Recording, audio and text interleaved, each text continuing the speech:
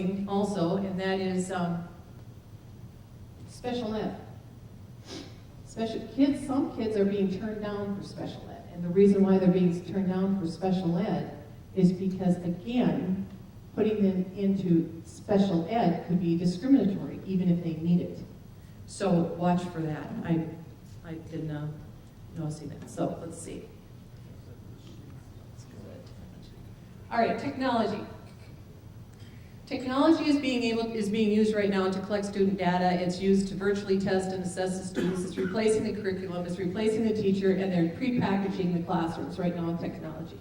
The kids are issued their Chromebook and down in Blue Earth, they sign a statement that they will not bully, and if they bully, da-da-da-da-da-da, and everything, and then they give them their tablet. And the parents have to sign too, or their kids get their tablet, and if they don't get their tablet, they can't do their work. They can't do any assignments. It's all on the tablet. And it's all tied to bullying. It's just crazy. Does not, but here's the bottom line. Technology, and I've got all the articles if anybody wants to know, technology does not improve test scores. As a matter of fact, you test lower, your retention is less. Damaging to the brain, it diminishes comprehension, and we are going 100% technology, and that's because Bill Gates has all of his money tied up in Common Core. He and the Pearson textbook company. And every time they change that, there's a boatload of money to be made.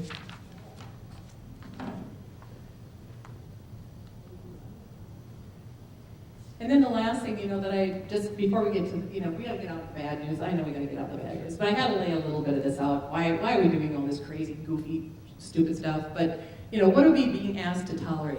We're being asked to tolerate the unnatural, the unscientific, the unproven, the immoral, and the untrue.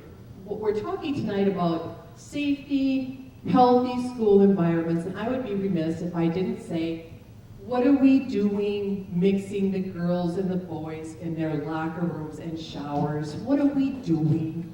I just think everybody, isn't that the first place that we go for safety or for a healthy school, is to know that you've got physical safety and bodily privacy before you even start to study? I think that is something that we just absolutely, South Dakota, I don't know if you guys know, House Bill 1008 passed both houses of the South Dakota legislature with overwhelming support. The bill would have prevented biological males who identify as girls from using the girls' restrooms or locker rooms in public school, but also would have required local school officials to make such reasonable accommodations for such students. It protected the privacy of all students and created new accommodations for transgender students, and it was a win-win for everyone. But GOP Governor Dennis Doggett vetoed the bill. Why? Because the LGBT activists attacked the state and big business, threatened to boycott them. The head of the Human Rights Campaign came in and warned that history will not treat kindly those who support this discriminatory measure. This is right out of Saul Alinsky's Rules for Radicals. It's name them and shame them. And that is what is happening to our members in Congress, and that is what is happening to our state legislators. And they are being named and shamed, and they are folding. They are folding under the pressure. And so courage is what is needed this hour. You can't change something that you tolerate. You never can change something you tolerate. We're going to keep on tolerating. We're not going to change anything. And school is the last chance to socialize a student who repeatedly curses his teacher since his parent is obviously failing at the job for whatever reason, could be whatever reason. Remove serious consequences for bad behavior, and you're sending a child into the world who has learned precisely the opposite of what he needs to know about life. So now let's talk a little bit about the good news. Do I think that we are headed on a roadway to disaster? I personally, this is my personal feeling, if we don't open up the dialogue and we don't start talking about some real choice for parents so that they can have some choice about where their children go to school, and if we don't start talking about what really works in education, because we know, and most of the people in this room are over 30. Okay, let's just put it that way. Okay?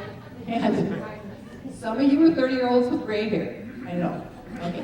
So, we know there are certain things that works. We've raised maybe 2 generations of kids, and we have an idea of what really works. If we don't go back to that, There's only one direction we can go, and that's right off the side of the cliff.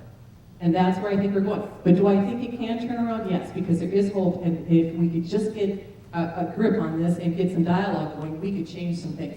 This is our little school, Genesis Classical Academy, down in Winnebago, Minnesota. We were established this last fall. 34 students, pre-K through 4th grade. We have a 1-to-9 teacher-student ratio. The state is 1-to-15. Cost per student to go to our school, there's the state average. It's about $10,700 or something like that, a little low. But in case you think, oh, they got it made down there. It's just, they got everything. They got parents, they're rich, they can pay for this. No. We are number 74 out of 87 of the poorest counties per capita income, and number 77 out of 87 of the poorest counties in household income. That's our average household income down there. It is a very demographically poor area. Our students,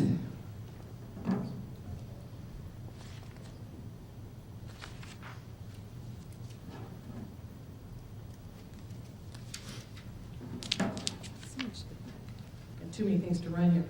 I thought I'd talk about classroom etiquette a little bit. Right away, when our students come into our school, and this is a big adjustment for some of our kids, because all of our kids came out of public school.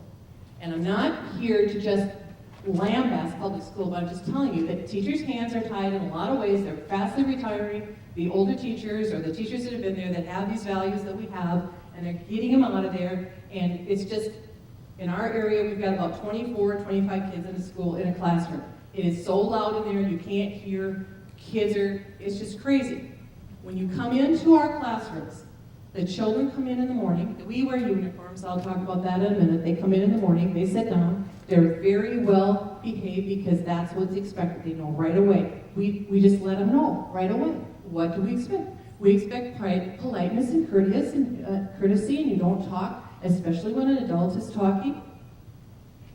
And this is they do, and they sit and they wear uniforms. When I come into the room, we teach Latin. If I come in with a guest, I'll say Salve te discipuli, and they will say Salve multa, Mrs. Doyle, and they stand, and blows everybody away. The visitors are just like, they've been hit in the head. How can this be? And then they wait till I tell them that they can sit down, and we don't make them stand up, sit down all the time, but they raise their hands to speak, and sometimes if they're going to address the whole class for something, they stand to do that. We use the classical methodology. I'm going to, if I just click in the middle, will I have to do it? Just click in the middle if I want to play something? Yeah, you should. Okay. Classical methodology has been around since the Greek and Roman times, and what you do is you use a lot of chants and songs and rhymes and things like that because kids remember really, really well. And if you do it in the grammar stage, we have 3 stages: grammar, logic, and rhetoric. Grammar for us is through 5th grade, and you just pour as much information in them as you possibly can.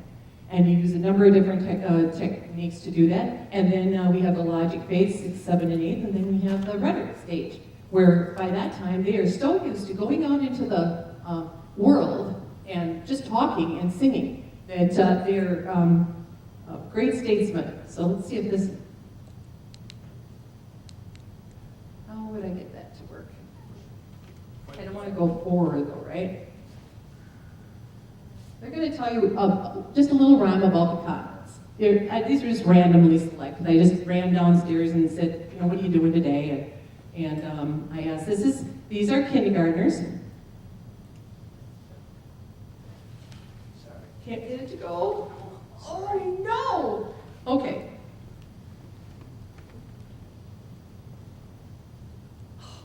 You know it by heart, don't you? Oh, jeez.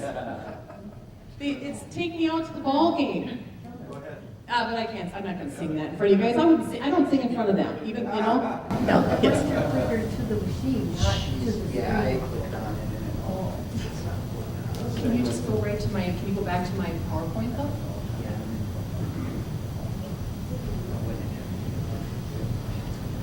There, just click on it there. Or is it done?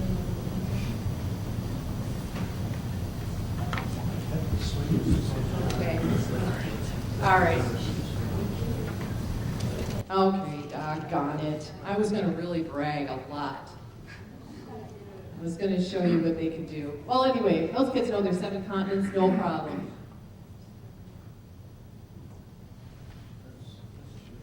All right, these kids are doing pointillism, math, all of the arts are a big deal, and they are remarkable. And George Seurat is a post-impressionist, and the way that they remember George Seurat is George Seurat painted with dots. And so they will forever remember that one of the pointillism masters, or started with Paul Signet, was George Seurat. And it's too bad, they'll tell you, and you can hear them talking and saying the rhymes and doing their stuff, but too bad, you're gonna miss it. And Shirley Grammar, has anyone ever been familiar with Shirley Grammar? Our 3rd graders stand up and they take a sentence like this, they dissect the entire sentence, they will tell you every part, every word, what it is, and what kind of a sentence it is, what pattern it is, and they will go through the whole thing. It may take them a minute, 20 seconds or something like that. I had the last few seconds I was going to show you, and it's incredibly impressive. Had a Latin teacher from Oxford there last week, and I took him down there to see it, and the kids are all standing up, they're 3rd graders, they know, they can dissect any sentence and tell you everything about the sentence, everything. We start cursive in kindergarten, because cursive is right brain activity. Right brain activity supports left brain activity, and it's proven, and look it up. It's absolutely incredible. Do you know how hard it is to print, where you start and stop and go over and down and start and stop? And okay, that's a very left brain thing, but if you use cursive, that's flowing, much easier to write. You can take more notes. You can pass tests better in school. If you take your computer and you go and take notes, if you can do it fast and you can do it by hand, you will retain it and you will get a much better score, and you'll retain it much longer than if you do it on a computer. And so they start, and this is a kindergartner here, and I think it's pretty nice. Pretty nice.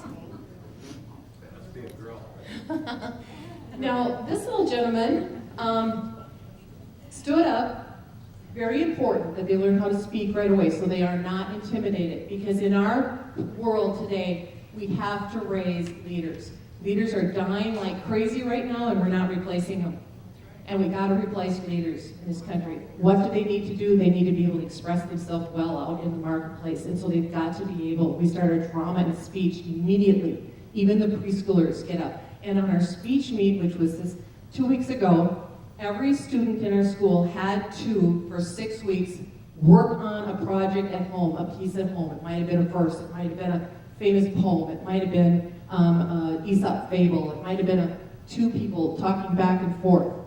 This young gentleman did the parable of the Good Samaritan, and it was, I think, 15 verses long or something like that, memorized the whole thing. He's 1st grade. This is 1st grade. Stand up there by themselves in front of a microphone. How many people can do that and memorize all of that?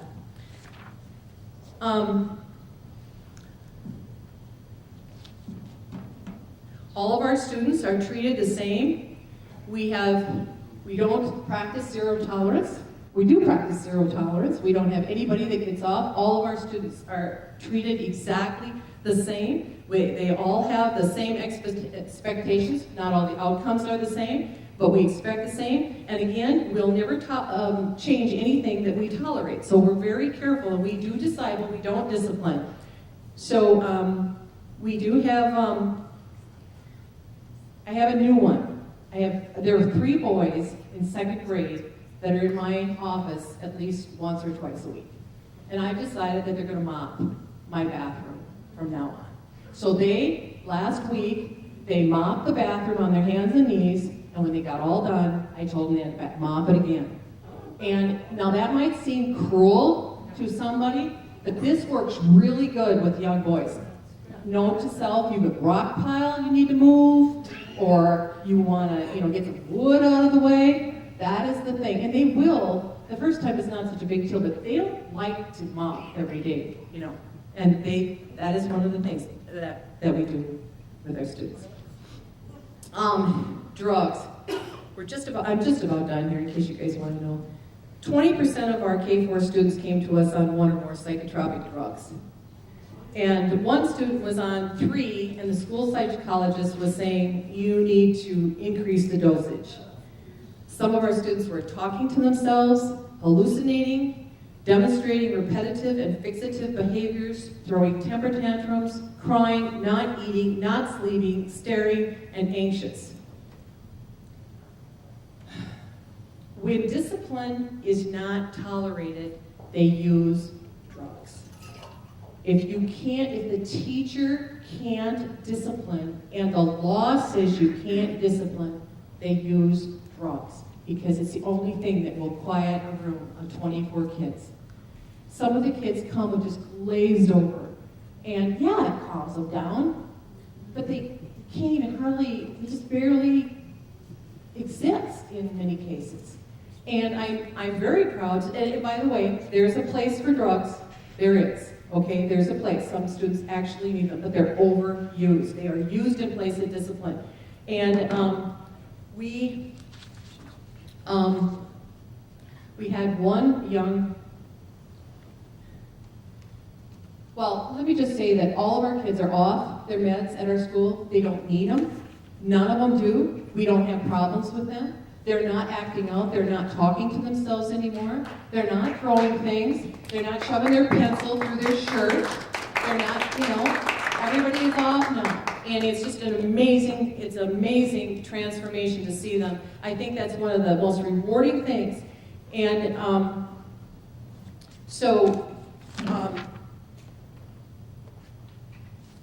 we also don't use any technology in the grammar stage. The kids can bring their cell phones, but they leave them at the door. They can't use their tablets. They can't even use them in extended care, which is after school. There's no technology of any kind except the teacher uses the computer.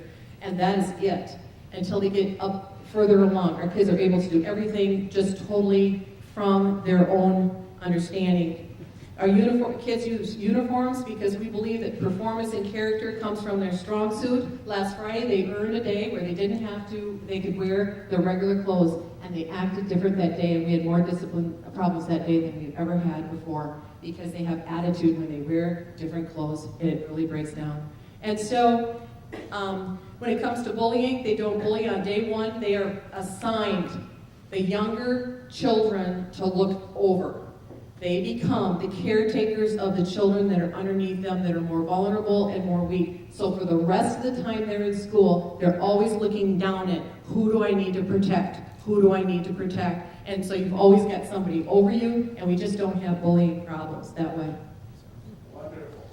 It's really awesome. We have apologies and forgiveness. Apologies and forgiveness are very, very abundant, and we ask for forgiveness often. I love it. When I had a boy come in the other day, and he had 2 boys actually, and they've been fighting out on the playground. They've just been pushing. It was an accident. It's always an accident. I was, I've heard everything from the devil made me do it to, anything, and so I had to punish them. Actually I disciplined them, and I made them, apologize, and they had to recite back to each other and everything. And they're just grinning at each other by the time they get done, and it's all over, and it's so good. I had this one boy, though, that just was, the teacher brought him up to my office, and she said, Baxter doesn't, it's not his name, Baxter doesn't like his teacher very well today, and he wants to cry every time he has to do his work. So the teacher went out the door, and I said, Baxter, what's going on today? And he was just, just breaking down. And I said, come on, you're one of the smartest kids in the class. This is just a game. You don't cry like that unless your dog dies. My dog did die last week. Oh, great. So see, I don't always do it right either. I don't always get it right. And so then he was crying the rest of the day. He was thinking about his dog. But we're good. We're good with discipline. We love on our kids. And, we start every morning with the pledge of the flag. And, we practice Ephesians 4:8, whatever things are good report and noble and true and honest and just and praiseworthy. I mean, those are the things that we meditate on, and we teach them that. We also believe that you got to have wholeness. And you do have a place in your heart and in your soul that it can only be filled with a Savior, and they have to have that, or they just don't answer to anybody other than mom or dad or the law. There's got to be something above them. And yesterday, when I was driving home from school with our 7-year-old son, Gavin, let me just see if I got the Christmas program. You missed that again. When I was driving home, he was in the back seat, and it was really quiet back there, and he rides with me to school, and I bring him home, and just out of nowhere, he says, "Grammy, is there a way to stop a person from having a mouth?" And I thought, well, you can't cut it off. Can't. I said, maybe you could plug it up, but it'd still be there. And I thought, what a crazy question that was. And then after a while of thinking about it, I said, no, there really isn't a way to stop a person from having a mouth, but there is a way to stop a person from having a voice. And that's what I told him. I said, you don't want to be stopped from having a voice. And that's just to take away our courage to speak up. And the bottom line, I think, about what we need to do to fix the problem in our schools today, we've got to have courage, the courage to speak up no matter what. And I mean, no matter what. You may lose your position. You might be ridiculed in your caucus. You might have to be absolutely penalized. You might lose a committee assignment. You might be run out, up to the front, so that everybody. I've watched that even with the congresswoman, where they just run her up one side and down the other, and everybody had to come to the microphone and do their obligatory, just criticism of her in order to keep a committee assignment because she stood up for something. You have to do it. You have to have the courage to speak up about what's going on, and no matter what. It's not a matter of if we can create healthy learning environments. It's just a question of will we provide and protect educational options before it's too late. And this is why it's so important. Our children are the living messengers we will send to a generation we will not see. Thank you.